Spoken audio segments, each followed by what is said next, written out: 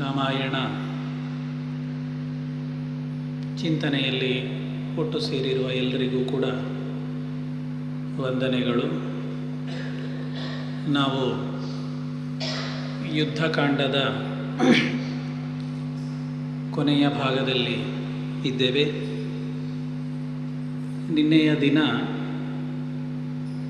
ಅಧಿಕ ಮಾಸದ ಮಹಾತ್ಮೆಯನ್ನು ಕೂಡ ಸೇರಿಸಿಕೊಂಡು ನಮ್ಮ ಉಪನ್ಯಾಸ ಕಾರ್ಯಕ್ರಮವನ್ನು ನಾವು ಪ್ರಾರಂಭಿಸಿತ್ತು. ಈ ಪುರಾಣಗಳು ಬೇರೆ ಬೇರೆ ಕಥೆಗಳನ್ನು ನಮ್ಮ ಮುಂದೆ ನೀಡುತ್ತವೆ.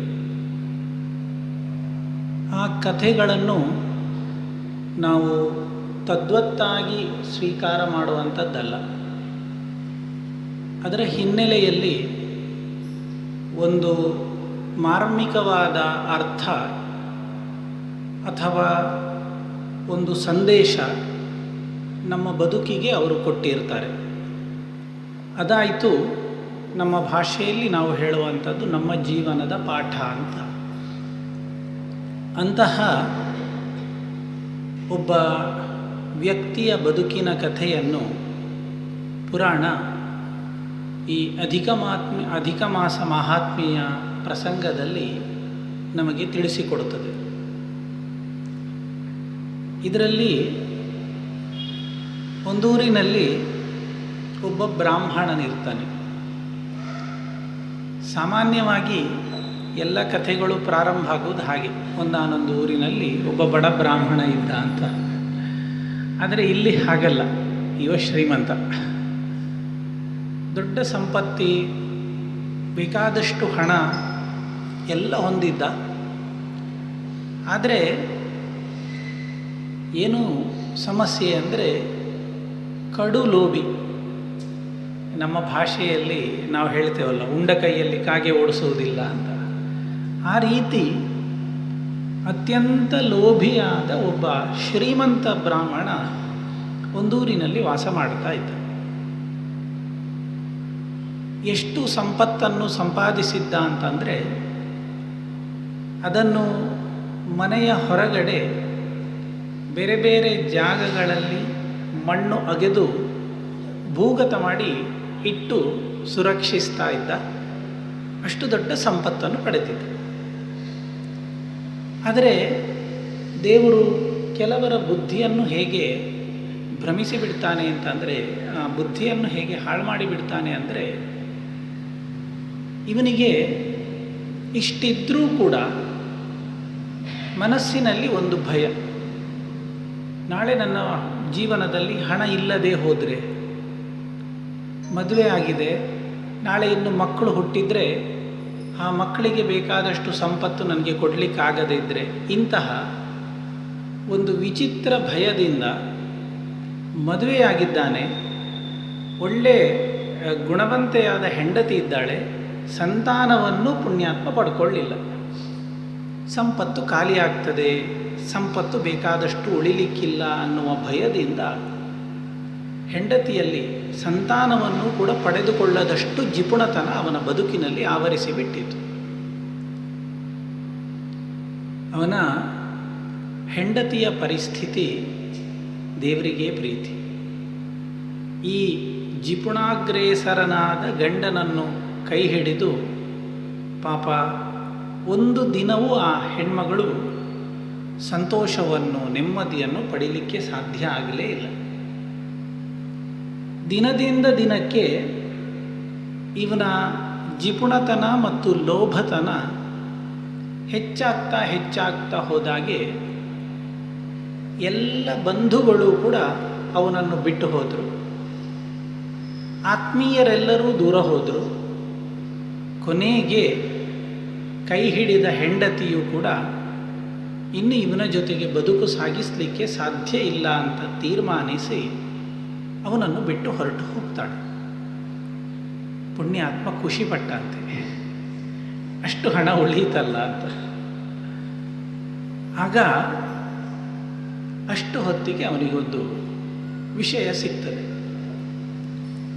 ದೂರದ ಊರಿನಲ್ಲಿ ಒಬ್ಬ ವೈಶ್ಯ ಇದ್ದಾನೆ, ದಂಪತಿಗಳು ವೈಶ್ಯ ಇದ್ದಾರೆ. ಅವರಿಗೆ ದೊಡ್ಡ ಮನೆ, ಸಂಪತ್ತು, ತೋಟ ಎಲ್ಲ ಬೇಕಾದಷ್ಟು ಉಂಟು. ಆದರೆ ಸಂತಾನ ಇಲ್ಲ. ಅವರಿಗೆ ನೋಡಿಕೊಳ್ಳುವ ಯೋಗ್ಯನಾದ ಒಬ್ಬ ವ್ಯಕ್ತಿ ಬಂದ ಅಂತಂದರೆ, ಅವರ ವಿಶ್ವಾಸಕ್ಕೆ ಪಾತ್ರನಾದರೆ ಅವನನ್ನು ಚೆನ್ನಾಗಿ ನೋಡಿಕೊಳ್ತಾರೆ ಅವರು ಅಂತ ಅವನಿಗೊಂದು ವಿಷಯ ಸಿಕ್ಕಿತು. ತಕ್ಷಣ ತನ್ನ ಮನೆ ಖಾಲಿ ಮಾಡಿ ಈ ಬ್ರಾಹ್ಮಣ ಒಬ್ಬ ಅತ್ಯಂತ ದರಿದ್ರನ ವೇಷದಲ್ಲಿ ಆ ವೈಶ್ಯ ದಂಪತಿಗಳ ಹತ್ರ ಹೋಗ್ತಾನೆ. ತುಂಬ ಚೆನ್ನಾಗಿ ಮಾತಾಡ್ತಾನೆ. ಅವರಿಗೂ ವಿಶ್ವಾಸ ಬಂದು ತೋಟದಲ್ಲಿರುವ ಒಂದು, ನಮ್ಮ ಭಾಷೆಯಲ್ಲಿ ಔಟ್ ಹೌಸ್ ಹೇಳ್ತೇವೆ, ಹಾಗೆ ಒಂದು ಸಣ್ಣ ಜಾಗದಲ್ಲಿ ಉಳ್ಕೊಳ್ಳಿಕ್ಕೆ ಹೇಳ್ತಾರೆ. ತುಂಬ ದೊಡ್ಡದಾದ ತೋಟವನ್ನು ಅವರು ಆಗಾಗಲೇ ಮಾಡಿದ್ರು, ಆದರೆ ನೋಡಿಕೊಳ್ಳುವ ವ್ಯವಸ್ಥೆ ಇಲ್ಲದೇ ಇದ್ದರಿಂದ ತೋಟ ಎಲ್ಲ ಸೊರಗಿ ಹೋಗಿತ್ತು.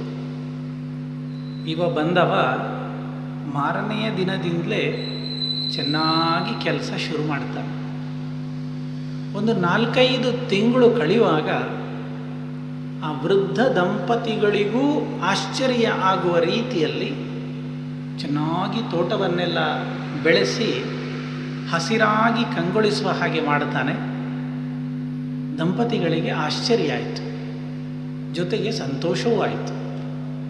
ಇಷ್ಟು ಒಳ್ಳೆ ವ್ಯಕ್ತಿಯನ್ನು ನಾವು ತೋಟದ ಮನೆಯಲ್ಲಿ ಇಡುವುದು ಸರಿಯಲ್ಲ ಅಂತ ತೀರ್ಮಾನಿಸಿ, ಹೇಗಿದ್ದರೂ ತಾವಿಬ್ಬರೇ ವಯಸ್ಸಾದವರು ಇರುವುದು ಅಂತ ತಮ್ಮ ಮನೆಗೇ ಕರ್ಕೊಂಡು ಬಂದು ಅವನನ್ನು ಉಳಿಸಿಕೊಳ್ತಾರೆ. ದೊಡ್ಡ ಹಣ್ಣುಗಳು ಹೋಗ್ತಾ ಇದ್ದ ತೋಟ, ಹೂ ಬಿಟ್ಟು ಕಾಯಿ ಬಿಟ್ಟು ಒಳ್ಳೆ ಹಣ್ಣುಗಳೆಲ್ಲ ಆಗಲಿಕ್ಕೆ ಶುರುವಾಯಿತು. ಸಮೃದ್ಧವಾದ ಫಲ ದೊಡ್ಡ ತೋಟದಲ್ಲಿ ಬಂತು. ನಿತ್ಯ ಈ ವೃದ್ಧ ದಂಪತಿಗಳಲ್ಲಿ ಅವರು ಮತ್ತು ಇವ ಜೊತೆಯಾಗಿ ಹೋಗಿ ತೋಟವನ್ನು ಸುತ್ತಾಡಿಕೊಂಡು ನೋಡಿಕೊಂಡು ಬಂದು ಸಂತೋಷ ಪಡ್ತಾ ಇದ್ರು. ಇನ್ನೇನು ಎಲ್ಲ ಕೊಯ್ದು ಹಣ್ಣು ಕೈಗೆ ಬರಬೇಕು, ಒಂದು 10-15 ದಿವಸದಲ್ಲಿ ಬರ್ತದೆ ಅನ್ನುವ ಸಂದರ್ಭದಲ್ಲಿ ಇವರು ಮಲಗಿಕೊಂಡಿದ್ದಾಗ ಒಂದು ರಾತ್ರಿ ಇವ ತಾನೆದ್ದು ಒಬ್ಬನೇ ಹೋಗಿ ಎಲ್ಲ ಹಣ್ಣುಗಳನ್ನು ಕಿತ್ತು ಅವರಿಗೆ ಕಾಣದ ಹಾಗೆ ಅಡಗಿಸಿಟ್ಟು ಬಿಡ್ತಾರೆ. ಬೆಳಗಾಯಿತು. ಎಂದಿನಂತೆ ದಂಪತಿಗಳ ಜೊತೆಗೆ ಅಲ್ಲಿಗೆ ಹೋಗಿ ಆ ತೋಟದ ಸ್ಥಿತಿಯನ್ನು ನೋಡಿ ಅವರಿಗಿಂತ ಹೆಚ್ಚು ಇವನೇ ಅಳ್ಳಿಕ್ಕೆ ಶುರು ಮಾಡ್ತಾನೆ. ನನ್ನ ತೋಟ ಅಂತ ಭಾವಿಸಿ ಇಷ್ಟೆಲ್ಲ ಶ್ರಮಪಟ್ಟು ನಾನು ಮಾಡಿದ ಕೆಲಸ ಎಲ್ಲ ವ್ಯರ್ಥ ಆಗಿ ಹೋಯಿತು, ಎಲ್ಲ ನಷ್ಟ ಆಗಿ ಹೋಯಿತು ಅಂತ ದಂಪತಿಗಳಿಗಿಂತ ಹೆಚ್ಚು ದುಃಖ ಅವರ ಮುಂದೆ ಅಭಿನಯಿಸಿ ನಾಟಕ ಮಾಡಲಿಕ್ಕೆ ಶುರು ಮಾಡ್ತಾನೆ. ಪಾಪ ಅವರೆಲ್ಲ ನಂಬಿಬಿಡ್ತಾರೆ, ಅವ ಹೇಳಿದ್ದು ಸತ್ಯ ಅಂತ. ಕೊನೆಗೆ ಅವನನ್ನೇ ಸಮಾಧಾನ ಮಾಡಿ, ಇರಲಿ ನಾವು ಮುಂದಿನ ಬಾರಿ ಬೇಕಾದ ಜಾಗ್ರತೆ ಮಾಡುವ ಅಂತ ಹೇಳಿ ಅವರು ವಾಪಸ್ ಹೋಗ್ತಾರೆ. ಯಾವ ಹಣ್ಣನ್ನು ಫಲವನ್ನು ಅವರಿಗೆ ಗೊತ್ತಾಗದ ಹಾಗೆ ತೆಗೆದಿಟ್ಟಿದ್ದ ಅದನ್ನೆಲ್ಲ ಮಾರಾಟ ಮಾಡಿ ಧಾರಾಳ ಹಣವನ್ನು ಸಂಗ್ರಹ ಮಾಡ್ತಾನೆ. ಮತ್ತೆ ಒಂದಷ್ಟು ಕಾಲ ಕಳೀತದೆ. ಇನ್ನೊಮ್ಮೆ ಫಲ ಬಿಡುವ ಕಾಲ ಬಂದಾಗ, ಈ ಸಾಮಾನ್ಯ ಒಳ್ಳೆ ಫಲಗಳು ಬಿಡುವಾಗ ಹಕ್ಕಿಗಳೆಲ್ಲ ಬರ್ತವೆ. ನಮ್ಮ ಊರಿನಲ್ಲಿ ಅಳಿಲುಗಳು, ಹಕ್ಕಿಗಳೆಲ್ಲ ಹಣ್ಣನ್ನು ತಿನ್ನಲಿಕ್ಕೆ ಬರ್ತವೆ. ಇವ ಈ ಸಲ ಆ ವೃದ್ಧರಿಗೆ ಹೇಳಿ ಅವರಿಗೂ ಗೊತ್ತಾಗದ ಹಾಗೆ ತೋಟದ ಕಾವಲಿಗೆ ಅಂತ ಕೂತ್ಕೊಳ್ತಾನೆ ರಾತ್ರಿ ಹಗಲು. ಹಣ್ಣು ತಿನ್ನಲಿಕ್ಕೆ ಎಷ್ಟೆಲ್ಲ ಹಕ್ಕಿಗಳು ಬರ್ತವೆ, ಆ ಹಕ್ಕಿಗಳನ್ನೆಲ್ಲ ಹಿಡಿದು ಅಲ್ಲಿ ಒಂದು ರಾಶಿ ಹಾಕ್ತಾ ಇದ್ದ. ಅನೇಕ ದಿನ ಆಯಿತು. ಈ ಬಾರಿ ಒಳ್ಳೆ ಫಸಲು ಬಂದಿದೆ, ಹಣ್ಣು ಕೈಗೆ ಬಂದಿದೆ ಅಂತಂದಾಗ ಮತ್ತೆ ಹಿಂದಿನಂತೆ ಒಂದು ರಾತ್ರಿ ಎಲ್ಲ ಕದ್ದುಕೊಂಡು ಬಿಡ್ತಾನೆ. ದಂಪತಿಗಳು ಬಂದು ನೋಡ್ತಾರೆ, ದುಃಖ ಆಯಿತು. ಅವರ ಹತ್ರ ಹೇಳ್ತಾನೆ, ನೋಡಿ ರಾಶಿ ಹಕ್ಕಿಗಳು ಒಂದೇ ಬಾರಿ ತೋಟಕ್ಕೆ ದಾಳಿ ಇಟ್ಟದ್ರಿಂದ ನನಗೆ ಏನೂ ಮಾಡಲಿಕ್ಕಾಗಲಿಲ್ಲ. ಇಷ್ಟು ಹಕ್ಕಿಗಳನ್ನು ಕೊಂದು ನಾನು ರಾಶಿ ಹಾಕಿದ್ದೆ ನೋಡಿ, ಅದರದೆಲ್ಲ ಕಳೆಬರ ಶವಗಳೆಲ್ಲ ಉಂಟು ಹಕ್ಕಿಗಳದ್ದು ಅಂತ ಮತ್ತೆ ಎಲ್ಲ ನಾಟಕ ಮಾಡಿ ಮಾಡಿ ಮಾಡಿ ಅವರನ್ನು ನಂಬಿಸ್ತಾನೆ. ಆ ಹಣವನ್ನೇ ಬಂದ ಹಣ್ಣನ್ನೆಲ್ಲ ಮಾರಿ ಹಣವನ್ನು ಸಂಪಾದಿಸಿ ಹೀಗೆ ಅಂತಿಮವಾಗಿ ಆ ವೈಶ್ಯ ದಂಪತಿಗಳ ಎಲ್ಲವನ್ನೂ ಕೂಡ ತನ್ನದನ್ನಾಗಿ ಮಾಡಿಕೊಂಡು ತಾನೂ ಅನುಭವಿಸದೆ ಕೊನೆಗೊಂದು ದಿನ ಮರಣ ಹೊಂದುತ್ತಾನೆ. ಮರಣ ಹೊಂದಿ ಬೇರೆ ಬೇರೆ ಜನ್ಮವನ್ನು ಎತ್ತಿ ಬಂದು ಕೊನೆಗೊಂದು ದಿನ ಒಂದು ವಾನರ ಕೋತಿ ಜನ್ಮವನ್ನು ಎತ್ತಿ ಬರ್ತಾನೆ. ಬಂದರೆ ಇದು ಯಾವ ಕಾಡಿನಲ್ಲಿ ಯಾವ ಪರಿಸರದಲ್ಲಿ ವಾನರನಾಗಿ ಅವ ಜನ್ಮ ಎತ್ತಿ ಬರ್ತಾನೆ, ಎಲ್ಲ ಕೋತಿಗಳ ಜೊತೆಗೂ ಕೂಡ ಅದಕ್ಕೆ ಗಲಾಟೆ. ಯಾವ ಪ್ರಾಣಿಗೂ ಕೂಡ ಇದನ್ನು ನೋಡಿದರೆ ಆಗುವುದಿಲ್ಲ. ಹಾಗೆ ತುಂಬ ಕಷ್ಟದಿಂದ ಜೀವನ ಸಾಗಿಸ್ತದೆ. ಅದು ಒಂದು ಒಳ್ಳೆ ಪವಿತ್ರವಾದ ಭೂಮಿ, ಪುಣ್ಯ ಜಲದ ಹತ್ತಿರದ ಕಾಡಿನಲ್ಲಿ ವಾಸ ಮಾಡ್ತಾ ಇರ್ತದೆ. ಪರಿಸ್ಥಿತಿ ಎಷ್ಟಾಗ್ತದೆ ಅಂತಂದರೆ, ಆ ಹೋದ ಜನ್ಮದಲ್ಲಿ ಯಾರಿಗೂ ತಿನ್ನಲಿಕ್ಕೆ ಬಿಡದೆ ತಾನೊಬ್ಬನೇ ಸ್ವೀಕಾರ ಮಾಡಿದ್ದರ ಫಲ ಈ ಜನ್ಮದಲ್ಲಿ ಇದಕ್ಕೆ ಯಾರೂ ಕೂಡ ಏನನ್ನೂ ತಿನ್ನಲಿಕ್ಕೆ ಬಿಡುವುದಿಲ್ಲ. ಅದರ ಜೊತೆಗೆ ಸಂಕಷ್ಟ ಏನು ಬಂತು ಅಂದರೆ,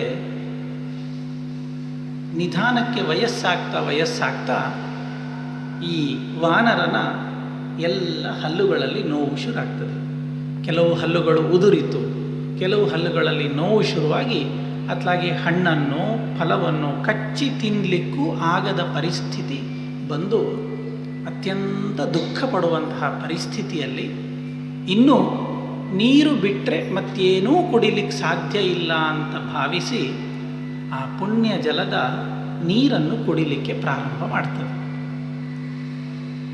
ಹಾಗೆ ನಿತ್ಯ ಬೇರೆ ಎಲ್ಲ ಕೋತಿಗಳ ಕಣ್ತಪ್ಪಿಸಿ ಹಣ್ಣು ತಿನ್ನಲಿಕ್ಕಾಗೋದಿಲ್ಲ, ಆಹಾರವನ್ನೂ ತಗೊಳ್ಳಿಕ್ಕಾಗೋದಿಲ್ಲ, ಬೇರೆ ಏನೂ ಮಾಡಲಿಕ್ಕೆ ಸಾಧ್ಯ ಆಗದೆ ಆ ಪವಿತ್ರ ಜಲದ ನೀರನ್ನು ಕುಡಿದು ಬದುಕ್ತಾ ಇತ್ತು. ಅನೇಕ ದಿನಗಳು ಸಾಗಿ ಕೊನೆಗೊಂದು ದಿನ ಹಾಗೆ ಅದು ತನ್ನ ಪ್ರಾಣವನ್ನು ಬಿಟ್ಟರೆ ಅದಕ್ಕೆ ದೊಡ್ಡ ಮೋಕ್ಷದ ಗತಿ ಆಯ್ತಂತೆ. ಯಾಕೆ ಹೇಳಿದರೆ, ಅದು ಯಾವ ದಿನದಿಂದ ಅನ್ನ ಆಹಾರವನ್ನು ಬಿಟ್ಟು ಆ ಪವಿತ್ರ ಜಲದ ನೀರನ್ನು ಮಾತ್ರ ಕುಡಿದು ಉಪವಾಸ ಅನ್ನುವಂತಹ ಪರಿಸ್ಥಿತಿಗೆ ಬರ್ತದೆ ನೋಡಿ, ಅದು ಅಧಿಕ ಮಾಸ ಪ್ರಾರಂಭ ಆದ ದಿನ ಹೇಳ್ತಾರೆ.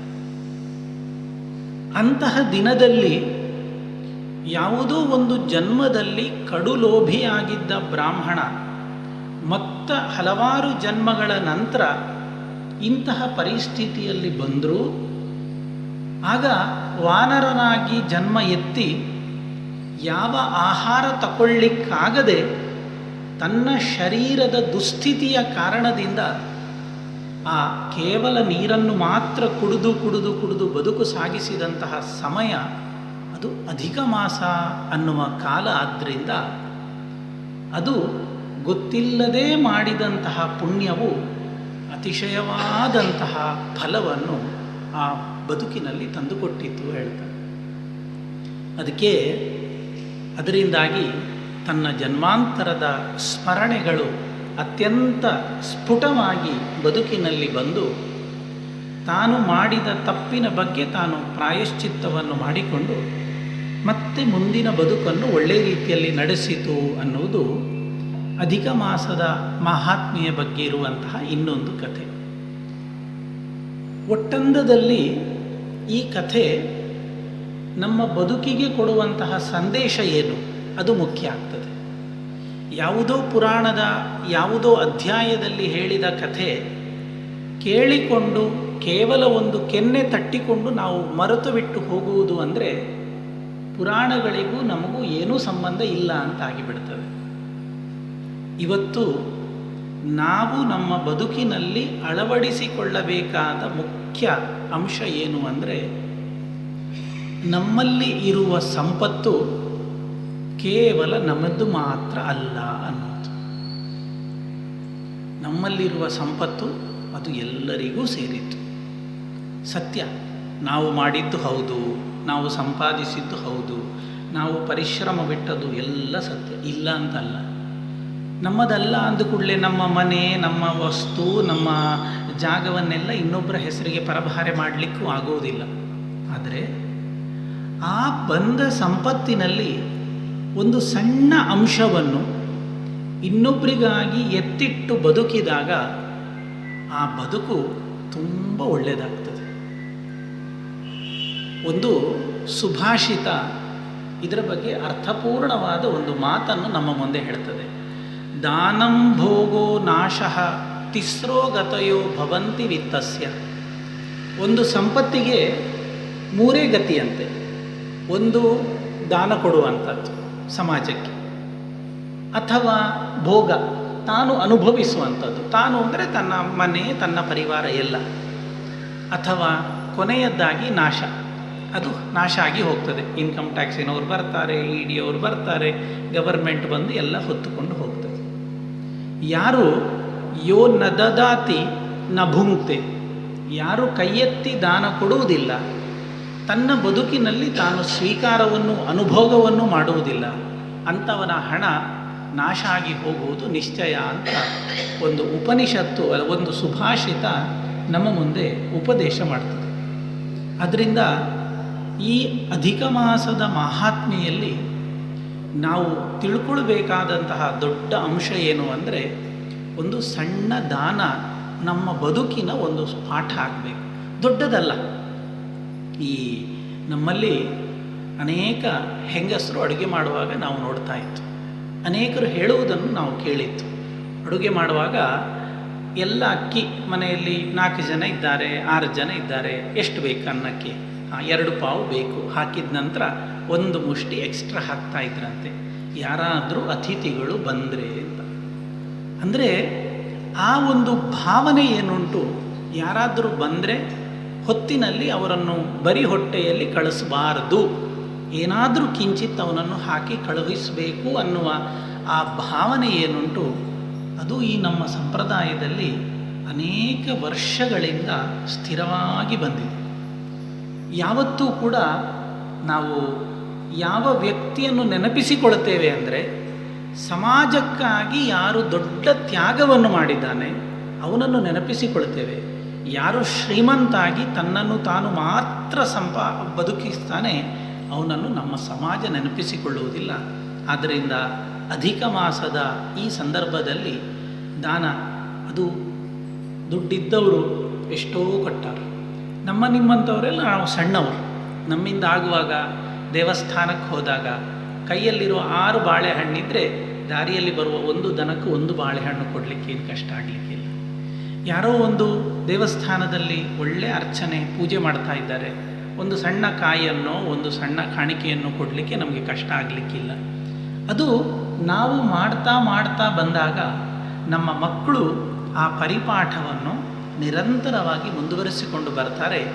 ಅಂತಹ ಒಂದು ಸಂಪತ್ತಿದ್ದು ಧನಿಕನಾಗಿದ್ದು ಲೋಭಿಯಾದಂತಹ ಒಬ್ಬ ಬ್ರಾಹ್ಮಣನ ಕಥೆಯನ್ನು ಅಧಿಕ ಮಾಸದ ಸಂದರ್ಭದಲ್ಲಿ ಪುರಾಣಗಳು ನಮ್ಮ ಮುಂದೆ ತೆರೆದಿಟ್ಟದ್ದು ನಾವು ಇವತ್ತು ನೋಡ್ತಾ ಇದ್ದೇವೆ. ಇನ್ನು ಉಳಿದ ಭಾಗವನ್ನು ನಾಳೆ ವಿಮರ್ಶೆ ಮಾಡೋಣ ಅಂತ ಹೇಳ್ತಾ, ರಾಮಾಯಣದಲ್ಲಿ ಅಯೋಧ್ಯ ಕಾಂಡ ಇದನ್ನೆಲ್ಲ ದಾಟಿ ಯುದ್ಧಕಾಂಡದ ಸುಮಾರು 70 ಸರ್ಗಗಳವರೆಗೆ ನಾವು ನಿನ್ನೆ ಒಂದು ಸ್ಥೂಲವಾಗಿ ಹಿಂದಿನ ಕಥೆಯನ್ನು ನಾವು ನೋಡಿತ್ತು.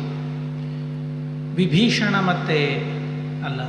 ಕುಂಭಕರ್ಣ ಮತ್ತು ರಾವಣರ ಪೂರ್ವಜನ್ಮದ ವೃತ್ತಾಂತಗಳು, ಯಾಕಾಗಿ ಅವರು ಹುಟ್ಟಿ ಬರಬೇಕಾಗಿ ಬಂತು, ಕುಂಭಕರ್ಣನ ದೇಹದ ಆಕೃತಿ, ಇದೆಲ್ಲ ಅಂಶಗಳನ್ನು ನಾವು ನಿನ್ನೆ ನೋಡಿದ್ದು. ಅಂತಹ ಕುಂಭಕರ್ಣನನ್ನು ರಾಮ ಸಂಹಾರ ಮಾಡಿದ ಅಂದ ತಕ್ಷಣ ರಾವಣನ ಭೀತಿ ಇನ್ನಷ್ಟು ಹೆಚ್ಚಾಗ್ತದೆ. ಹೆಚ್ಚಾಗಿ ರಾಮಾಯಣದಲ್ಲಿ ವಾಲ್ಮೀಕಿಗಳು ಒಂದು ಅಪೂರ್ವ ಶ್ಲೋಕವನ್ನು ದಾಖಲು ಮಾಡ್ತಾರೆ. ಅದು ಏನು ಅಂದರೆ, ಸ್ವತಃ ರಾವಣನೇ ರಾಮನನ್ನು ದೇವರು ಅಂತ ಹೇಳಿತ್ತು.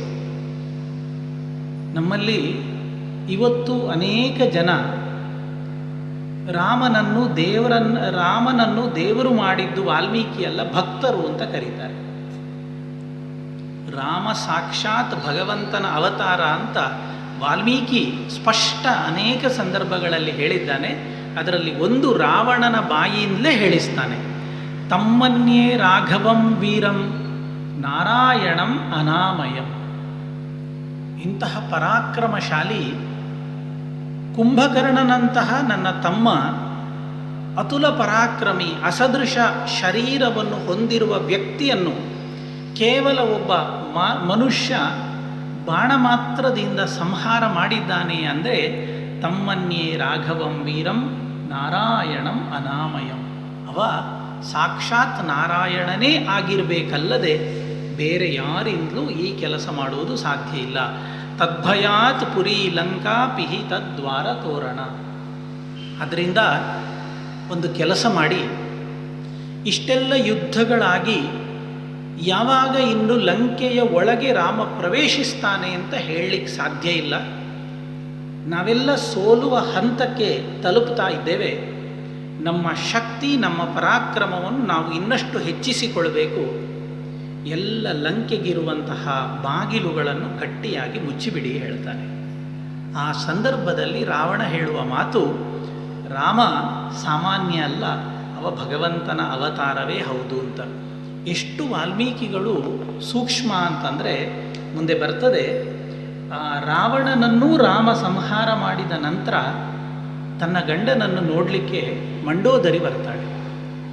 ಮಂಡೋದರಿ ಬಂದು ಆ ರಾವಣನ ಶರೀರದ ಮುಂದೆ, ಅಂದರೆ ತನ್ನ ಗಂಡನ ಶರೀರದ ಮುಂದೆ ನಿಂತು ಅವಳು ರಾಮ ದೇವರು ಅಂತ ಹೇಳ್ತಾಳೆ. ಕೊನೆಯವರೆಗೂ ಕೂಡ ಮಂಡೋದರಿಗೆ ರಾಮನ ಮೇಲೆ ಸಿಟ್ಟು ಬರಲಿಲ್ಲ ಹೇಳುವಂಥದ್ದು ನಾವು ಇವತ್ತೂ ಕೂಡ ಅಹಲ್ಯ, ದ್ರೌಪದಿ, ಸೀತಾ, ತಾರಾ, ಮಂಡೋದರಿಯಿಂದ ನೆನಪಿಸಿಕೊಳ್ಳಲಿಕ್ಕೆ ಕಾರಣ. ಮಂಡೋದರಿಯ ಬಗ್ಗೆ ರಾಮಾಯಣ ಹೇಳುವಂಥದ್ದು ಸ್ವಲ್ಪವೇ ಸ್ವಲ್ಪ ಶ್ಲೋಕಗಳನ್ನು, ಹೆಚ್ಚಿಲ್ಲ.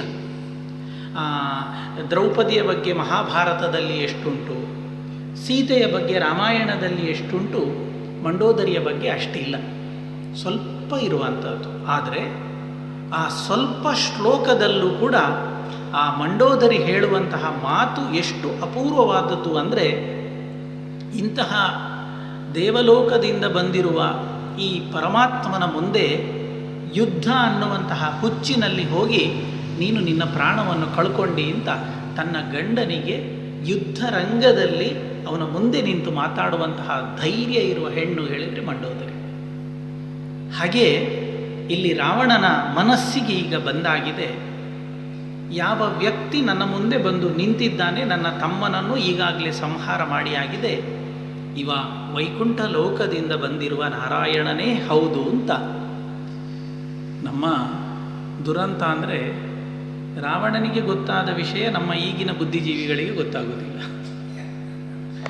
ರಾವಣನಿಗೆ ಗೊತ್ತಾಗಿದೆ ಆ ಕಾಲದಲ್ಲಿ ಇವ ಸಾಮಾನ್ಯ ಅಲ್ಲ, ಇವ ಸ್ವತಃ ಅಷ್ಟು ದೊಡ್ಡ ಭಗವಂತನ ಅವತಾರ ಹೌದು ಅಂತ ರಾವಣನಿಗೆ ಗೊತ್ತಾಯಿತು, ಮಂಡೋದರಿಗೆ ಗೊತ್ತಾಯಿತು, ದೊಡ್ಡ ರಾಕ್ಷಸ ಸಮೂಹಕ್ಕೆ ಗೊತ್ತಾಯಿತು, ಕಾಡಿನಲ್ಲಿದ್ದ ಮಂಗಗಳಿಗೆ, ವಾನರರಿಗೆ ಗೊತ್ತಾಯಿತು. ಆದರೆ ನಮ್ಮ ಬುದ್ಧಿಜೀವಿಗಳಿಗೆ ತಲೆ ಸಂಪೂರ್ಣವಾಗಿ ಹಾಳಾಗಿ ಹೋಗಿದೆ. ನಾವು ಇತ್ತೀಚೆಗೆ ಮತ್ತೆ ನೋಡ್ತಾ ಇದ್ದೇವೆ, ಮಧ್ಯದಲ್ಲಿ ಸ್ವಲ್ಪ ಹುಚ್ಚು ಬಿಟ್ಟಿತ್ತು ಅಂತ ತಿಳ್ಕೊಂಡಿತ್ತು, ಅದು ಹೌದು, ಈಗ ಅದು ಸ್ವಲ್ಪ ಶಾಂತ ಆಗಿತ್ತು, ಈಗ ಮತ್ತೆ ಉಲ್ಬಣ ಆಗಿದೆ, ಆ ಉಲ್ಬಣದ ಸ್ಥಿತಿಗೆ ಬಂದಿದೆ. ಅವರು ಹೇಳಿದ ಹಾಗೆ ನಮಗೆ ವಾಲ್ಮೀಕಿ ರಾಮಾಯಣವೇ ಪ್ರಮಾಣ ಗ್ರಂಥ ಅಂತಾದರೆ ಅಂತಹ ಹುಚ್ಚು ಮಾತಾಡುವುದನ್ನು ನಾವು ಹೇಗೆ ವಿರೋಧಿಸುವುದರೆ? ದೇವರೇ ನಮಗೆ ಶಕ್ತಿ ಕೊಡಬೇಕು.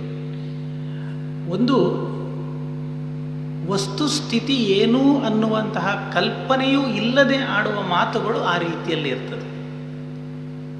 ವಾಲ್ಮೀಕಿ ರಾಮಾಯಣ, ಅದರಲ್ಲಿ ಬಂದಿರುವ ಶ್ಲೋಕಗಳು, ಆ ಶ್ಲೋಕಗಳಲ್ಲಿ ಹೇಗೆ ನಿರೂಪಿಸಿದ್ದಾರೆ ಅನ್ನುವಂತಹ ಅಂಶಗಳನ್ನು ಯಾರಾದರೂ ದೊಡ್ಡ ಸಂಸ್ಕೃತ ಪಾಂಡಿತ್ಯ ಬೇಡ, ಒಂದು ಸಣ್ಣ ಸಂಸ್ಕೃತ ತಿಳುವಳಿಕೆ ಇದ್ದು ಒಂದು ಮನಸ್ಸಿನಲ್ಲಿ ಒಂದು ಯಾವುದೇ ಕಲ್ಮಶ ಇಲ್ಲದೆ ನಾವು ಓದಿದರೆ ವಾಲ್ಮೀಕಿ ರಾಮಾಯಣ ನಮ್ಮ ಮುಂದೆ ತುಂಬ ಸುಂದರವಾಗಿ ತೆರೆದುಕೊಳ್ತದೆ.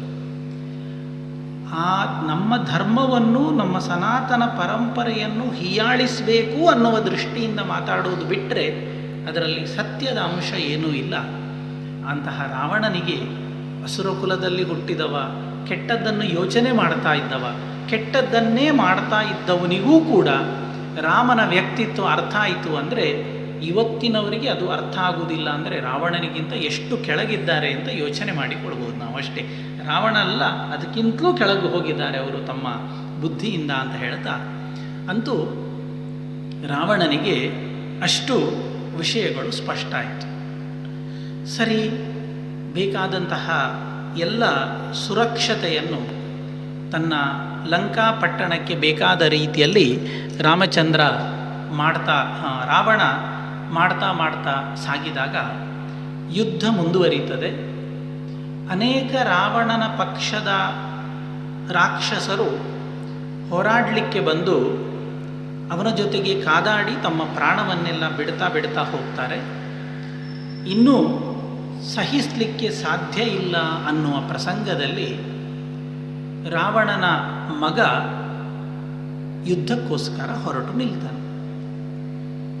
ಆ ಕಾಲದ ಯುದ್ಧ ಅಂದರೆ ಕೇವಲ ಹೋರಾಟ ಮಾತ್ರ ಅಲ್ಲ, ಅವರಲ್ಲಿ ಅಪೂರ್ವವಾದಂತಹ ತಾಂತ್ರಿಕ ಶಕ್ತಿಗಳು ಕೂಡ ಇತ್ತು. ಅವತ್ತಲ್ಲ, ಇವತ್ತೂ ಕೂಡ ಉಂಟು. ತಾಂತ್ರಿಕ ಶಕ್ತಿಗಳಿತ್ತು. ಒಂದು ಯಾವುದಾದರೂ ಕ್ಷುದ್ರ ದೇವತೆ ಅಂದರೆ ತಮೋಗುಣ ಪ್ರಧಾನವಾದ ದೇವತೆ ಅಂತ ಅರ್ಥ. ನಾವು ನೀವು ಪೂಜೆ ಮಾಡುವ ಹಾಗೆ ಹಾಲು, ಹಣ್ಣು, ತುಪ್ಪ ಇತ್ಯಾದಿಗಳಿಂದ ಮಾಡುವ ಪೂಜೆಯ ವಿಧಾನ ಅಲ್ಲ. ತಮೋಗುಣ ಪ್ರಧಾನವಾದ ದೇವತೆಯ ಪೂಜೆಯ ವ್ಯವಸ್ಥೆಯು ಕೂಡ ಹಾಗೆ ಇರ್ತದೆ. ಅಲ್ಲಿ ರಕ್ತಾಹಾರ ಇರ್ತದೆ, ಬಲಿದಾನಗಳಿರ್ತದೆ, ಇಂಥದ್ದೆಲ್ಲ ತುಂಬ ಇರ್ತದೆ.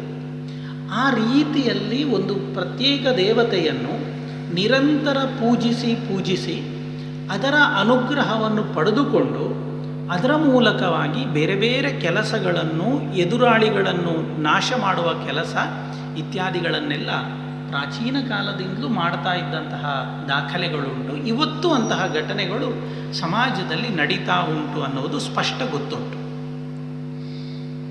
ಆ ರೀತಿ ತಾನು ಉಪಾಸನೆ ಮಾಡಿದ ದೇವತೆಯ ಅನುಗ್ರಹವನ್ನು ಪಡೆದುಕೊಂಡು ಇಂದ್ರಜಿತು ರಾವಣನ ಮಗ ಯುದ್ಧಕ್ಕೆ ಅಂತ ಬರ್ತಾನೆ. ಬಂದು ದೊಡ್ಡ ಮಾಯೆಯನ್ನು ತಾನು ಸೃಷ್ಟಿ ಮಾಡಿ ಅನೇಕ ಜನರ ಮೇಲೆ ಬೇರೆ ಬೇರೆ ರೀತಿಯಾದ ಆಕ್ರಮಣಗಳನ್ನೆಲ್ಲ ಮಾಡಿ ಇಡೀ ವಾನರ ಸೈನ್ಯವನ್ನು ನಾಶ ಮಾಡುವ ಪ್ರಸಂಗದಲ್ಲಿ ಕೊನೆಗೆ ಬ್ರಹ್ಮಶಿರೋಸ್ತ್ರ ಅನ್ನೋ ಒಂದು ಅಪೂರ್ವ ಅಸ್ತ್ರ, ಇಡೀ ಯುದ್ಧರಂಗದ ಅಸ್ತ್ರಗಳಲ್ಲಿ ಅತ್ಯಂತ ಬಲಿಷ್ಠವಾದ ಅಸ್ತ್ರ ಅಂದರೆ ಬ್ರಹ್ಮಶಿರೋಸ್ತ್ರ, ಬ್ರಹ್ಮಾಸ್ತ್ರ ಅಂತ ನಾವು ಕರೀತೇವೆ. ಅದನ್ನು ಕೂಡ ಪ್ರಯೋಗ ಮಾಡ್ತಾನೆ. ಪ್ರಯೋಗ ಮಾಡಿದರೆ ಇಡೀ ವಾನರ ಸೈನ್ಯ ಅದು ಪ್ರಯೋಗ ಮಾಡಿದ ನಂತರ ಅದಕ್ಕೆ ತನ್ನ ಪಕ್ಷ ವಿರೋಧ ಪಕ್ಷ ಅಂತ ಗೊತ್ತಾಗುವುದಿಲ್ಲ. ಎಲ್ಲವನ್ನು ಅದು ನಾಶ ಮಾಡ್ತಾ ಹಗಲು ಕಳೆದು ಸಂಜೆ ಮುಟ್ಟುವ ಮುಂಚೆ ರಾಮಾಯಣ ಹೇಳ್ತದೆ 70 ಕೋಟಿ ಸೈನ್ಯ ಅದರಿಂದಾಗಿ ನಾಶ ಆಗುವಂತಹ ಪ್ರಸಂಗ ಬಂತಂತೆ. ಆಂಜನೇಯನಿಗೆ ಏನಾಗಲಿಲ್ಲ. ಜಾಂಬವ, ಸುಗ್ರೀವ ಇತ್ಯಾದಿಗಳೆಲ್ಲ ತಾವು ಕಷ್ಟದಿಂದ ಒಂದು ಬದುಕುವಂತಹ ಸ್ಥಿತಿಯನ್ನು ಪಡ್ಕೊಳ್ತಾರೆ. ಆ ಹೊತ್ತಿಗೆ ಈ ಪ್ರಯೋಗದ ಕಾರಣದಿಂದಾಗಿ ರಾಮ ಲಕ್ಷ್ಮಣರು ಕೂಡ ಅಚೇತನರಾಗುವಂತಹ ಒಂದು ಸ್ಥಿತಿ ನಿರ್ಮಾಣ ಆಗ್ತದೆ. ಇದು ರಾಮಾಯಣ ಹೇಳ್ತದೆ.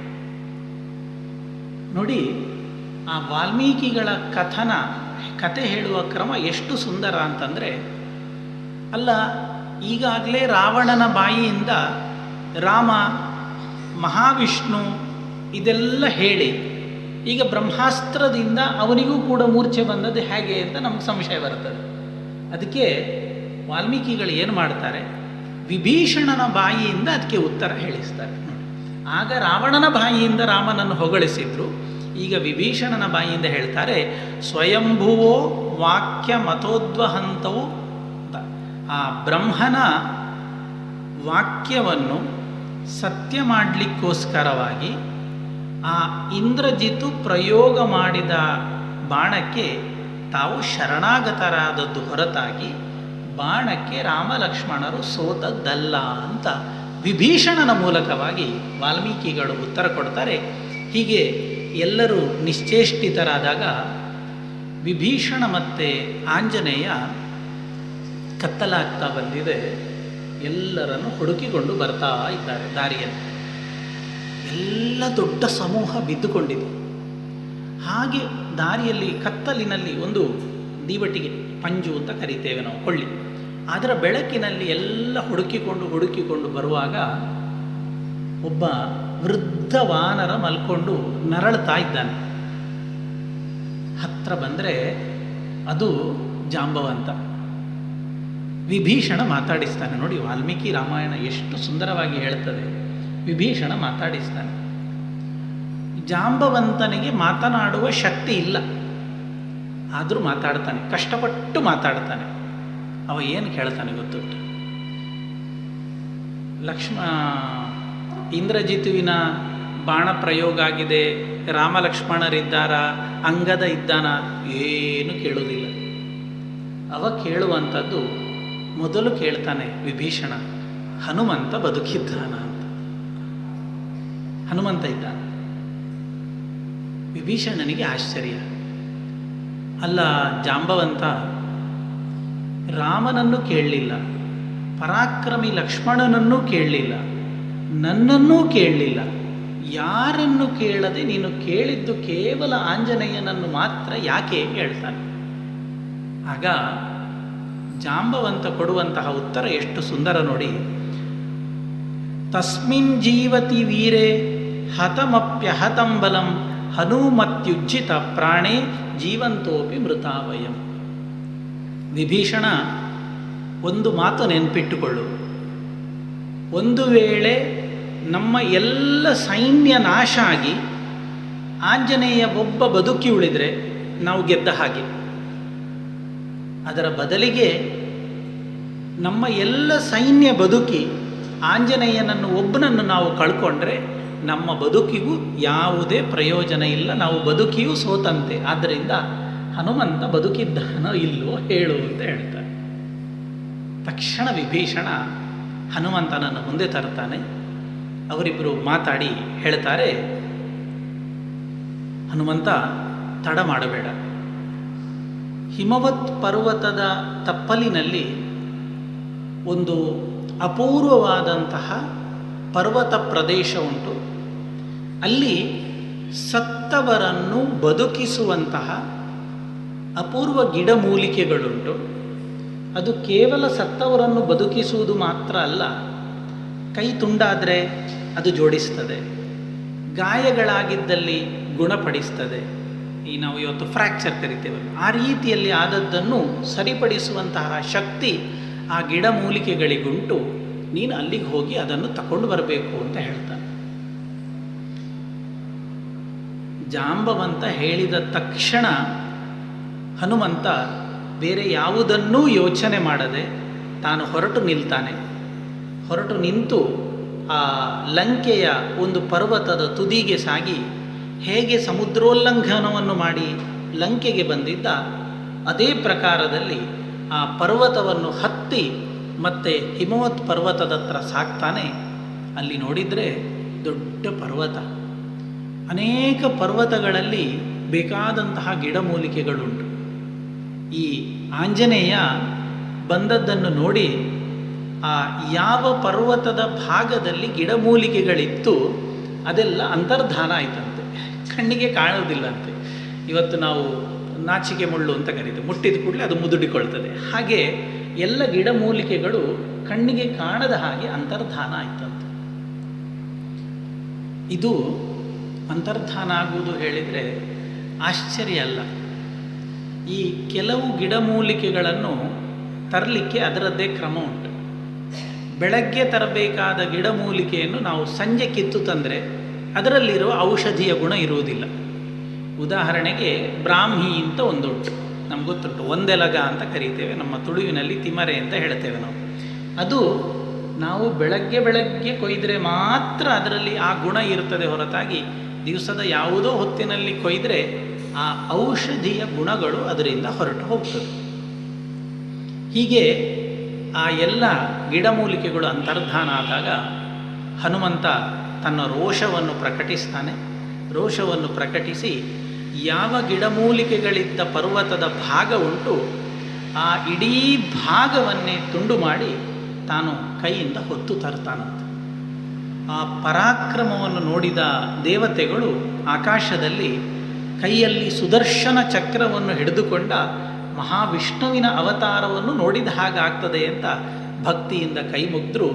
ನೇರ ತಕ್ಕೊಂಡು ಬಂದು ಇಲ್ಲಿ ಯುದ್ಧ ರಂಗದಲ್ಲಿ ಇಟ್ಟಾಗ ವಾಲ್ಮೀಕಿಗಳು ಹೇಳ್ತಾರೆ, ಮೃತ ಸಂಜೀವಿನೀಂ ಚೈವ ವಿಶಲ್ಯಕರಣೀಂ ತಥಾ ಸುವರ್ಣಕರಣೀಂ ಚೈವ ಸಂಧಾನೀಂ ಚ ಮಹೌಷಧೀಂ. ಸಂಧಾನಿ ಅಂತ ಹೇಳಿದರೆ ಫ್ರ್ಯಾಕ್ಚರ್ ಆದದ್ದನ್ನು ಜಾಯಿಂಟ್ ಮಾಡುವಂಥದ್ದು, ಸಂಧಾನ ಹೊಂದಾಣಿಕೆ ಮಾಡುವಂಥದ್ದು. ಹೀಗೆ ಇಂತಹ ಎಲ್ಲ ಆ ಗಿಡಮೂಲಿಕೆಗಳಿದ್ದಂತಹ ಆ ಪರ್ವತವನ್ನು ತಂದು ಅದರ ಮುಂದೆ ಇಟ್ಟಾಗ ಆ ಗಿಡಮೂಲಿಕೆಗಳ ಗುಣ ಮತ್ತು ಶಕ್ತಿಯಿಂದಾಗಿ ಎಲ್ಲ ವಾನರ ಸೈನಿಕರು ಎದ್ದು ಕೂತ್ಕೊಳ್ತಾರೆ. ಯಾರ ಶರೀರದಲ್ಲಿ ಬಾಣಗಳು ಕಚ್ಚಿ ಗಾಯ ಆಗಿತ್ತು ತನ್ನಿಂದ ತಾನಾಗಿಯೇ ಗಾಯಗಳೆಲ್ಲ ಗುಣ ಆಗ್ತದೆ. ಪ್ರಾಣ ಹೋದವರು ಪ್ರಾಣವನ್ನು ಪುನಃ ಪಡ್ಕೊಳ್ತಾರೆ. ನಿದ್ರೆಯಿಂದ ಎದ್ದು ಕೂತವರ ಹಾಗೆ ಕೂತ್ಕೊಳ್ತಾರೆ ಅಂತ ಹೇಳುತ್ತದೆ ರಾಮಾಯಣ. ಮನಸ್ಸಿಗೆ ಸಂಶಯ ಬರ್ತದೆ, ಏನು ಕಪಿವೀರರು ಸತ್ತವರು ಬದುಕಿದ್ದು ಸರಿ, ಆದರೆ ಈ ಗಿಡಮೂಲಿಕೆಗೆ ವಾನರರು ಯಾರು ರಾಕ್ಷಸರು ಯಾರು ಅಂತ ಗೊತ್ತಿಲ್ಲಲ್ವ. ಇಷ್ಟು ಸಮಯ ಸತ್ತಂತಹ ಎಲ್ಲ ರಾಕ್ಷಸರು ಬದುಕಿದ್ರ ಕೇಳಿದರೆ? ಹಾಗಾದರೆ ಯುದ್ಧರಂಗ ಅಂದರೆ ಹಾಗೆ, ಸಾಕಷ್ಟು ಜನ ರಾಕ್ಷಸ ವೀರರು ಇಷ್ಟು ಹೊತ್ತಿಗೆ ಪ್ರಾಣ ಬಿಟ್ಟಾಗಿದೆ, ಅನೇಕ ವಾನರರು ಪ್ರಾಣ ಕಳ್ಕೊಂಡಾಗಿದೆ. ಗಿಡಮೂಲಿಕೆಗೆ ರಾಕ್ಷಸ, ವಾನರ, ಕಪಿ ಇದು ಯಾವ ಭೇದಗಳು ಗೊತ್ತಿಲ್ಲ. ಹಾಗಾದರೆ ಎಲ್ಲ ರಾಕ್ಷಸರು ಬದುಕಿದ್ರ ಕೇಳಿದರೆ ವಾಲ್ಮೀಕಿಗಳು ಹೇಳ್ತಾರೆ, ಇಲ್ಲ, ಬದುಕಿದ್ದು ಕೇವಲ ವಾನರರು ಮಾತ್ರ. ಅಲ್ಲ, ಅದು ಯಾಕೆ ಹಾಗೆ ಕೇಳಿದರೆ ಅದಕ್ಕೆ ಅವರು ಹೇಳ್ತಾರೆ, ಯಾವಾಗ ಯುದ್ಧ ಪ್ರಾರಂಭ ಆಯಿತು ನೋಡಿ, ಯದಾ ಪ್ರಭೃತಿ ಲಂಕಾಯಾಂ ಯುದ್ಧಂತೆ ಕಪಿರಾಕ್ಷಸಾಃ ತದಾ ಪ್ರಭೃತಿ ಮಾನಾರ್ಥಂ ಆಜ್ಞೆಯ ರಾವಣಸ್ಯತು. ಯಾವಾಗ ಯುದ್ಧ ಪ್ರಾರಂಭ ಆಯಿತು, ಎರಡೂ ಕಡೆಗಳು ಹೊಡೆದಾಡಿಕೊಂಡು ಯುದ್ಧ ಮಾಡಿ ರಾಕ್ಷಸರು ಪ್ರಾಣ ಬಿಡ್ಲಿಕ್ಕೆ ಶುರು ಮಾಡಿದ್ರಲ್ವ, ರಾವಣನ ಸೈನಿಕರಿಗೆ ಅದೇ ಕೆಲಸ.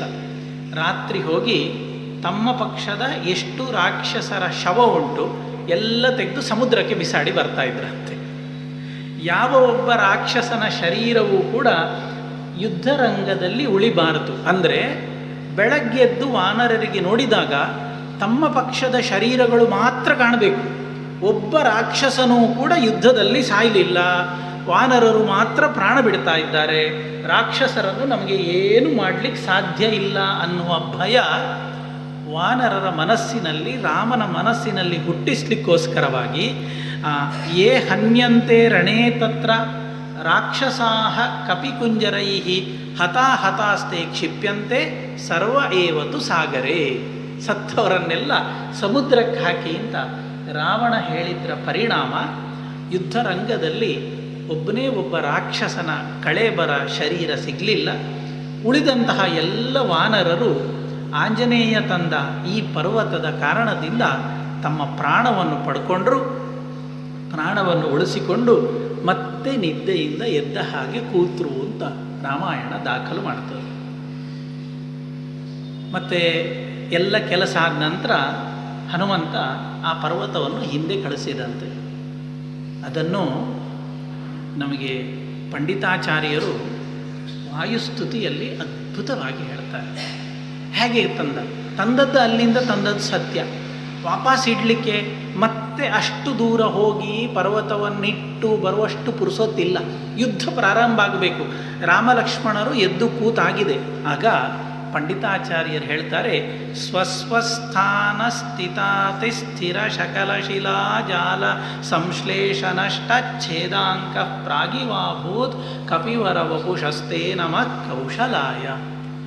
ಇಲ್ಲಿ ನಿಂತು ಯಾವ ಯುದ್ಧರಂಗದಲ್ಲಿ ಆಂಜನೇಯ ಇದ್ದ ಆ ಯುದ್ಧರಂಗದಲ್ಲಿ ನಿಂತು ಆ ಪರ್ವತವನ್ನು ಬೀಸಿ ಒಗೆದಂತೆ. ಎಲ್ಲಿಂದ ತಂದದ್ದು ಅಲ್ಲಿಗೆ. ಆ ಆಂಜನೇಯನ ಶಕ್ತಿ ಎಷ್ಟು ಅಪೂರ್ವವಾಗಿತ್ತು ಅಂದರೆ, ಆ ಪರ್ವತ ಅಲ್ಲಿಗೆ ಹೋಗಿ ಯಾವ ಭಾಗದಿಂದ ಕಿತ್ತು ತಂದಿದ್ದ ಅಲ್ಲಿಗೇ ಹೋಗಿ ಕೂತಿತ್ತು. ಪಂಡಿತಾಚಾರ್ಯರು ಹೇಳ್ತಾರೆ, ಅಲ್ಲಿ ಕೂತದ್ದಲ್ಲ, ಸ್ವಸ್ವಸ್ಥಾನ ಸ್ಥಿತಾತಿ ಸ್ಥಿರ ಶಕಲ ಶಿಲಾ ಜಾಲ ಸಂಶ್ಲೇಷ ನಷ್ಟ. ಯಾವ ಭಾಗ ಹೇಗೆ ಕೂತ್ಕೊಳ್ಬೇಕು ಗಚ್ಚಾಗಿ ಹಾಗೆ ಕೂತ್ಕೊಂಡಿತ್ತು. ಅದು ಸ್ವಲ್ಪ ಆಚೆ ಈಚೆ ಆದರೆ ಸರಿ ಕೂತ್ಕೊಳ್ಳೋದಿಲ್ಲ. ಮಿಕ್ಸಿಯಲ್ಲಿ ನಾವು ಹಾಕುವಾಗ ನೋಡ್ತೇವಲ್ಲ, ಅದು ಅದೇ ಆ್ಯಂಗಲಲ್ಲಿ ಕೂತ್ಕೊಳಿಸ್ಬೇಕು. ಹಾಗೆ ಅದೇ ಸ್ಥಾನದಲ್ಲಿ ಯಾವ ಬಂಡೆ ಯಾವ ಪ್ರದೇಶದಲ್ಲಿತ್ತು ಹಾಗೆ ಅಚ್ಚಾಗಿ ಗಚ್ಚಾಗಿ ಕೂರುವ ರೀತಿಯಲ್ಲಿ ಆಂಜನೇಯ ಈ ಯುದ್ಧ ರಂಗದಿಂದ ಆ ಪರ್ವತದ ತುಂಡನ್ನು ಬಿಸಾಡಿದ ಅನ್ನುವಂತಹ ವರ್ಣನೆ ಪಂಡಿತಾಚಾರ್ಯರು ಬರ್ತಾರೆ. ಈ ಕಾರಣದಿಂದ ಜಾಂಬವಂತ ಹೇಳಿತ್ತು, ಬೇರೆ ಎಲ್ಲರೂ ಇಲ್ಲದಿದ್ದರೂ ಕೂಡ ಹನುಮಂತ ಒಬ್ಬ ಬದುಕಿದ್ರೆ ಸಾಕು ಅಂತ. ಇಂತಹ ಹನುಮಂತನ ಪರಾಕ್ರಮವನ್ನೇ ನಾವು ಮತ್ತೆ ನೋಡುವಂಥದ್ದು ಭೀಮನಲ್ಲಿ. ಇಡೀ ಮಹಾಭಾರತದಲ್ಲಿ ಭೀಮನ ರೀತಿಯ ಪರಾಕ್ರಮವನ್ನು ನಾವು ಸಾಮಾನ್ಯ ಜನರು ಲೋಕ ತಿಳ್ಕೊಳ್ಳುವಂಥದ್ದು ಏನು ಅಂದರೆ ಅರ್ಜುನ ಪರಾಕ್ರಮಿ ಅಂತ. ಅರ್ಜುನ ಪರಾಕ್ರಮಿಯೇ ಅಲ್ಲ ಅಂತಲ್ಲ, ಆದರೆ ಭೀಮನ ಪರಾಕ್ರಮಕ್ಕೂ ಅರ್ಜುನ ಪರಾಕ್ರಮಕ್ಕೂ ದೊಡ್ಡ ವ್ಯತ್ಯಾಸ ಇತ್ತು. ಆ ಪ್ರಥಮಾವತಾರದಲ್ಲಿ ಆಂಜನೇಯ ರೂಪದಲ್ಲಿ ತೋರಿಸಿದ ಪರಾಕ್ರಮ ಎರಡನೆಯ ಅವತಾರದಲ್ಲಿ ಭೀಮಸೇನನಾಗಿ ತೋರಿಸಿದ್ದನ್ನು ನಾವು ಮಹಾಭಾರತದಲ್ಲಿ ಅಪೂರ್ವವಾಗಿ ನೋಡ್ತೇವೆ. ರಣಭಯಂಕರ ವ್ಯಕ್ತಿತ್ವ ಭೀಮನದ್ದು. ಅದು ಕೊನೆಗೊಂದು ಬಾರಿ ಮಹಾಭಾರತದಲ್ಲಿ ಬರ್ತದೆ. ಕುಂತಿ ಎಲ್ಲ ಮಹಾಭಾರತ ಯುದ್ಧ ಮುಗಿದ ನಂತರ ಅವರು ನಮಸ್ಕಾರ ಮಾಡಲಿಕ್ಕೆ ಬರುವಾಗ ಕೇಳ್ತಾಳೆ, ಭೀಮ, ನಮ್ಮವರನ್ನೆಲ್ಲ ಕೊಂದು ನೀನು ರಕ್ತ ಕುಡ್ದಿ ಅಂತ ಕೇಳಿದೆ, ಅದು ಸರಿಯಾ ನೀನು ಮಾಡಿದ್ದು ಅಂತ. ಅದಕ್ಕೆ ಗಾಂಧಾರಿ ಕೇಳ್ತಾಳೆ, ನೀನು ಹಾಗೆ ಕುಡ್ದದ್ದು ಸರಿಯಾ ಅಂತ. ಅದಕ್ಕೆ ಭೀಮ ಹೇಳ್ತಾನೆ, ಅಮ್ಮ, ನಾನು ಯಾರ ರಕ್ತವನ್ನೂ ಕೂಡ ಕುಡ್ದದ್ದಲ್ಲ, ಕೇವಲ ಆ ರೀತಿಯ ನಾಟಕವನ್ನು ಮಾಡಿದೆ ಅಂತ. ಈ ದುಶಾಸನಾದಿಗಳ ಎದೆಯನ್ನು ಬಗೆದು ಕೈಯಲ್ಲಿ ರಕ್ತವನ್ನು ಎತ್ತಿ ಕುಡಿಯುವ ರೀತಿಯ ನಾಟಕ ಮಾಡಿದ್ದು ಮಾತ್ರ ಅಲ್ಲದೆ ಒಂದು ತೊಟ್ಟು ರಕ್ತವೂ ಕೂಡ ನನ್ನ ಬಾಯಿಯೊಳಗೆ ನನ್ನ ನಾಲಿಗೆಗೆ ಸ್ಪರ್ಶ ಆಗಲಿಲ್ಲ ಅಂತ ಗಾಂಧಾರಿಯ ಹತ್ರ ಭೀಮಸೇನ ಹೇಳ್ತಾನೆ. ಅಂದರೆ ರಾಮಾಯಣ ಯುದ್ಧದಲ್ಲಿ ಆಂಜನೇಯ ತೋರಿಸಿದ ಪರಾಕ್ರಮ, ಅದೇ ಪರಾಕ್ರಮವನ್ನು ಭೀಮಸೇನನಾಗಿ ಮಹಾಭಾರತ ಯುದ್ಧದಲ್ಲಿ ತೋರಿಸಿದ್ದನ್ನು ನಾವು ನೋಡ್ತೇವೆ. ಈ ಕಾರಣಕ್ಕೆ ಜಾಂಬವಂತ ಕೇಳಿದ್ದು ಆಂಜನೇಯ ಬದುಕಿದ್ದಾನ ಅಂತ. ಸರಿ, ಅದು ತಂದ ನಂತರದಲ್ಲಿ ಅವರಿಬ್ಬರ ಮಧ್ಯದಲ್ಲಿ ಮತ್ತೆ ದೊಡ್ಡ ಯುದ್ಧ ಆಗ್ತದೆ. ದೊಡ್ಡ ಯುದ್ಧ ಆಗಿ ಮತ್ತೆ ಅನೇಕ ಜನ ರಾಕ್ಷಸರ ಸಂಹಾರಗಳು ನಡೀತಾ ಸಾಗಿದಾಗ ಕೊನೆಗೆ ಈ ಇಂದ್ರಜಿತು ಬೇರೆ ದಾರಿ ಕಾಣದೆ ಒಂದು ಕುತಂತ್ರವನ್ನು ಪ್ರಯೋಗ ಮಾಡ್ತಾನೆ. ನೋಡಿ, ಇದೆಲ್ಲ ಹಿಂದಿನ ಕಾಲದಿಂದ ಇದ್ದದ್ದು, ಇವತ್ತಲ್ಲ. ಇವತ್ತು ನಮ್ಮ ನೆರೆಯ ದೇಶದವರು, ಪಕ್ಕದ ದೇಶದವರೆಲ್ಲ ಬೇರೆ ಬೇರೆ ಕುತಂತ್ರಗಳನ್ನು ಮಾಡ್ತಾರಲ್ವ, ಅಂತಹ ಒಂದು ಕುತಂತ್ರವನ್ನು ರಾವಣನ ಮಗ ಇವನ ಮುಂದೆ ಪ್ರಯೋಗಿಸ್ತಾನೆ. ಏನು ಅಂದರೆ, ಒಂದು ಮಾಯಾ ಸೀತೆಯನ್ನು ಮಾಡಿ ತರ್ತಾನೆ. ಅದು ನೋಡಿದರೆ ತದ್ವತ್ತಾಗಿ ಸೀತಾದೇವಿಯ ಹಾಗೆಯೇ ಕಾಣ್ತದೆ. ಹಾಕಿದ ಬಟ್ಟೆ, ವೇಷ, ಶರೀರದಲ್ಲಿರುವ ಅಲಂಕಾರ, ಅವಳ ಮುಖದ ಭಾವ ಎಲ್ಲವೂ ಕೂಡ ತದ್ವತ್ತಾಗಿ ಸೀತೆಯ ಹಾಗೆ. ಅದನ್ನು ಮಾಡಿ ರಥದಲ್ಲಿಟ್ಟು ಯುದ್ಧರಂಗಕ್ಕೆ ಇಂದ್ರಜಿತು ಕರ್ಕೊಂಡು ಬರ್ತಾನೆ. ಕರ್ಕೊಂಡು ಬಂದು ದೊಡ್ಡ ಯುದ್ಧ ಆಗಿ ಎಲ್ಲ ವಾನರರ ವೀರರ ಮುಂದೆ, ಆಂಜನೇಯ ನೋಡ್ತಾ ಇದ್ದಾನೆ, ಎಲ್ಲರೂ ನೋಡ್ತಾ ಇದ್ದಾರೆ, ವಾನರ ವೀರರ ಮುಂದೆ ತನ್ನ ಬಲಿಷ್ಠವಾದ ಕತ್ತಿಯಿಂದ ಆ ಮಾಯಾ ಸೀತೆಯ ಶರೀರವನ್ನು ಇಂದ್ರಜಿತ್ತು ಯುದ್ಧರಂಗದಲ್ಲಿ ಸಿಗಿದು ಹಾಕ್ತಾನೆ. ಅದನ್ನು ನೋಡಿದ ಎಲ್ಲ ವಾನರರಿಗೂ ಕೂಡ ತುಂಬ ದುಃಖ ಆಗ್ತದೆ. ಆಂಜನೇಯನಿಗೆ ದುಃಖದ ಹಾಗೆ ಅಭಿನಯಿಸ್ತಾನೆ. ಎಲ್ಲ ಕಳೆದು ಇಂದ್ರಜಿತು ಹೋದರೆ ರಾಮ ಲಕ್ಷ್ಮಣರೂ ಸಹಿತವಾಗಿ ಆಗ ದುಃಖಕ್ಕೆ ಒಳಗಾಗ್ತಾರೆ ಅಂತ ವಾಲ್ಮೀಕಿಗಳು ಹೇಳ್ತಾರೆ. ದುಃಖಕ್ಕೆ ಒಳಗಾಗ್ತಾರೆ ಅಂದರೆ ಆ ರೀತಿಯ ಒಂದು ಸ್ಥಿತಿಯನ್ನು ನಮ್ಮ ಮುಂದೆ ತೋರಿಸಿಕೊಳ್ತಾರೆ. ಅಲ್ಲಿ ಆ ಪ್ರಸಂಗದಲ್ಲಿ ರಾಮ ಮತ್ತು ಲಕ್ಷ್ಮಣರು ದುಃಖಕ್ಕೆ ಒಳಗಾಗಿ ಆಡುವಂತಹ ಮಾತುಗಳು ರಾಮಾಯಣದ ತುಂಬ ಸುಂದರವಾದ ಭಾಗ. ನಾವು ನಮ್ಮ ಬದುಕಿನಲ್ಲಿ ಕಷ್ಟಪಟ್ಟಾಗ ಹೇಗೆ ಮಾತಾಡ್ತೇವೆ, ಆ ಎಲ್ಲ ಮಾತುಗಳು ನಮ್ಮ ಪ್ರತಿನಿಧಿಯಾಗಿ ಲಕ್ಷ್ಮಣ ಮಾತಾಡ್ತಾನೆ ಹೇಳುವಷ್ಟು ಹೃದಯಂಗಮವಾದ ಮಾತನ್ನು ಲಕ್ಷ್ಮಣ ರಾಮನ ಮುಂದೆ ಹೇಳ್ತಾನೆ. ಅವ ಹೇಳ್ತಾನೆ, ಅಣ್ಣ, ಯಾವ ಸೀತೆಯನ್ನು ಪಡ್ಕೊಳ್ಳಿಕ್ಕೋಸ್ಕರವಾಗಿ ನಾವು ಇಷ್ಟೆಲ್ಲ ದೂರ ಬಂದು ಇಷ್ಟೆಲ್ಲ ಪರಿಶ್ರಮ ಪಟ್ಟಿತ್ತು, ಎಲ್ಲ ವ್ಯರ್ಥ ಆಯಿತು. ನೀನು ಅವತ್ತಿನಿಂದ ಪ್ರಾರಂಭಿಸಿ ಇವತ್ತಿನವರೆಗೆ ಧರ್ಮ ಧರ್ಮ ಧರ್ಮ, ಸತ್ಯ, ತಂದೆಯ ಮಾತನ್ನು ನಡೆಸಬೇಕು ಅಂತ ನಿರಂತರವಾಗಿ ಹೇಳ್ತಾ ಬಂದು ಇವತ್ತು ನಿನ್ನ ಬದುಕಿನಲ್ಲಿ ಏನಾಯಿತು ಅಂತ ನೋಡಿಕೊಳ್ಳು ಅಂತ ಹೇಳ್ತಾರೆ. ತಸ್ಯ ಚ ವ್ಯಸನಾಭಾವಾತ್ ವ್ಯಸನಂಚ ಆಗತೆ ತ್ವಯಿ ಧರ್ಮೋ ಭವತ್ಯಧರ್ಮಶ್ಚ ಪರಸ್ಪರ ವಿರೋಧಿನೋ. ರಾವಣನನ್ನು ನೋಡು, ನಿನ್ನನ್ನು ನೋಡು. ಅವನಲ್ಲಿ ಧರ್ಮ ಅನ್ನುವುದು ಏನೂ ಇಲ್ಲ, ಆದರೆ ಶುದ್ಧ ಅಧರ್ಮಿಯಾದರೂ ಕೂಡ ಸಂತೋಷದಿಂದ ಬದುಕಿದ. ನೀನು ನೋಡು, ಇಷ್ಟು ಒಳ್ಳೆ ಧರ್ಮ ಇದ್ದರೂ ಕೂಡ ನಿನಗೆ ಸಂತೋಷ ಅನ್ನುವುದು ನಿನ್ನ ಬದುಕಿನಲ್ಲಿ ಸಿಗಲೇ ಇಲ್ಲ. ಧರ್ಮ ಮಾಡಿದರೆ ಸಂತೋಷ ಸಿಗ್ತದೆ, ಅಧರ್ಮ ಮಾಡಿದರೆ ದುಃಖ ಬರ್ತದೆ ಅನ್ನುವ ವಿಷಯ ನನಗೆ ನಿನ್ನನ್ನು ನೋಡಿದಾಗ ಏನು ತಿಳಿತಾ ಇಲ್ಲ. ಇಲ್ಲಿಗೆ ನಾವು ಬರಲಿಕ್ಕೆ ಏನು ಕಾರಣ? ತಂದೆಯ ಮಾತನ್ನು ನಡೆಸಬೇಕು, ಪಿತೃವಾಕ್ಯ ಪರಿಪಾಲನೆಯೇ ಧರ್ಮ ಅಂತಲ್ವ ನೀನು ಹೊರಟು ಬಂದದ್ದು. ನೀನು ಮಾಡಿದ್ದೇ ಧರ್ಮ ಅಂತಾದರೆ ಆ ಧರ್ಮದಿಂದಾಗಿ ನಮಗೆ ಎಷ್ಟು ಕಷ್ಟ ಬಂತು. ನೀನು ಕಾಡಿಗೆ ಬಂದದ್ರಿಂದ ತಂದೆ ತೀರಿ ಹೋದರು. ನೀನು ಕಾಡಿಗೆ ಬಂದ ಕಾರಣದಿಂದಾಗಿ ಸೀತಾದೇವಿಯನ್ನು ನಾವು ಕಳ್ಕೊಳ್ಳುವಂತಹ ಇತ್ತು. ಹೀಗೆ ಮಾಡಿದಂತಹ ಒಂದು ಧರ್ಮ ಕಾರಣದಿಂದಾಗಿ ನಮ್ಮ ಬದುಕಿನಲ್ಲಿ ಎಷ್ಟು ಕಷ್ಟಗಳನ್ನು.